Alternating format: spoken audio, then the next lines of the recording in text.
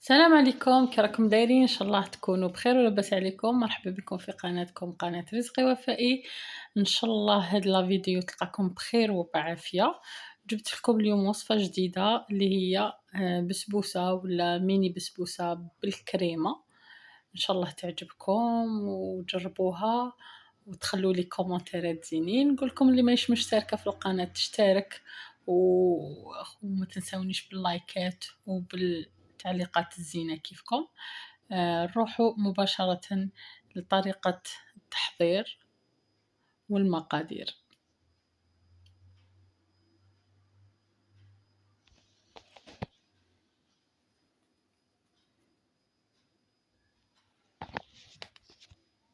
هنا اول حاجه هنايا درناها نروح نوجد الشربات تاوعي، شربات تاع البسبوسه. هاد الوصفه انا مستغناش عليها في رمضان. في بلاصة القلب اللوز، في بلاصة التحليات نستخدم هاد الوصفة. هنا واش استعملت في الشربات تاعي، درت 2 كيسان كبار تاع سكر، زدت لهم 3 كيسان تاع ماء، ونديرو لهم 2 تاع لي طرونش، 2 شرائح تاع ليمون ولا نصف ليمونه ولا اللي كان عندك، ونديروهم فوق النار حتى يذوب هذاك السكر يبدا يغلي، تغلي الشربات تاعنا. نحسبو 10 دقائق ولا ربع ساعه من الغليان تاع الشربات ونطفو عليها. هنا نروحو لطريقه العجين ولا طريقه الخليط. هنا نستعملنا كاس الا شويه تاع السكر. انا ما نبغيهاش حلوه بزاف خاطر غادي ندير لها شربات. وزدت كاس تاع حليب، الكاس اللي نعبر به نكمل به نعبر به كاع المكونات. وهنا زدت كاس الا شويه تاع زيت،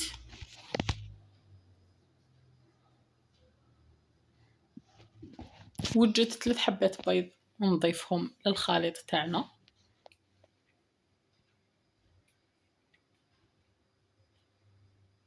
هنا عندي لافاني، درت كمية وزدت شوية، حسيتها بلي ناقصة. وعندنا قرصة تاع ملح، نزيد قرصة تاع ملح. قرصة الملح هنا في الحلويات المعسلة ننصحكم دايما هذيك القرصة تاع الملح عندها أثر تاعها. ما داروهاش كما هذه الوصفة، ما داروهاش الناس غير هكذا، بالتجارب باش صابوا بلي ديك قرصة الملح عندها الأثر تاعها في الحلويات المعسلة. هنا نخلط الخليط تاعي غير بالفوية عادي ولا ديري باتور عادي، متصعبيهاش على روحك. اصلا هاد التحليات نستعملوهم في رمضان، المعسلات نديرو في رمضان، في رمضان يحليلنا المواعين منهم وعليهم. هنا نروح نجيب زاز تاع الليمون، مبشور الليمون. انا كان عندي غير الليمون الاصفر، هو من الاحسن الليمون الاخضر هو اللي يكون عنده نكهه قويه. الليمون الاخضر قلت لهم جيبوا لي، ساعه ما جابوليش حتى الغدوه ولا يجيبوا لي. نروحو نجيبو الخليط تاعنا هذاك، نزيدو له 2 كيسان ونص تاع سميد متوسط، 2 كيسان ونص. ونزيدو على هذاك النص نزيدو نصف كأس تاع نواة كوكو اختياري. اذا بغيتيش ديري نواة كوكو ديري 3 كيسان تاع سميد متوسط. اللي ما يبغوش نواة كوكو كيما صحاباتي ما يبغوش نواة كوكو، نسلم عليهم من هذا المنبر، يديروا 3 كيسان تاع سميد متوسط. زدت هنا 2 تاع لا ليفور شيبي خميره كيميائيه. ونخلطوا الخليط تاعنا. الخميره الكيميائيه زدتها مع المواد الجافه، ونكمل نخلط الخليط تاعي ولا البسبوسه تاعي، نخلطهم مليح. نروح نجيب ليمول اللي عندي اللي بغيت نديرهم. انا اختاريت ليمول اللي نقدر نحشيهم بالكريمه ولا نقدر ندير لهم الكريمه من الفوق. عندي هذا المول العجيب وعندي هذوك ليمول تاع البابا، ليمول الصغار هذوك. المول العجيب هذاك استعملته بصح ما فرحتش به، ما كمّلتش الوصفة حتى للآخر، دوك نخبّركم واش صرا. وعندي هاذوك les مول الصغار. المول العجيب هذاك تجي عنده مقعّر شغل خاوي من الفارغ من السطح تاعو. القاعدة تاعو فارغة نوعًا ما، تقدري كي تقلبيه ديري له الكريمة. وعندي هنايا هاذو ليمون اللي فيهم هاذيك اللي خارجة لداخل، تما تكون عندي ثقب ولا فراغ اللي نقدر ندير فيه الكريمة تاعي. ما نكثروش هنايا، راكم تشوفوا ما عمرتش ليمون تاوعي ما عمرتهمش بزاف. شوية شوية قيس ما رانا دايرين لا ليفور شيميك غادي في الفور غادي تطلع تتضاعف الكمية. الحجم تاع البسبوسة تاعنا غادي يتضاعف.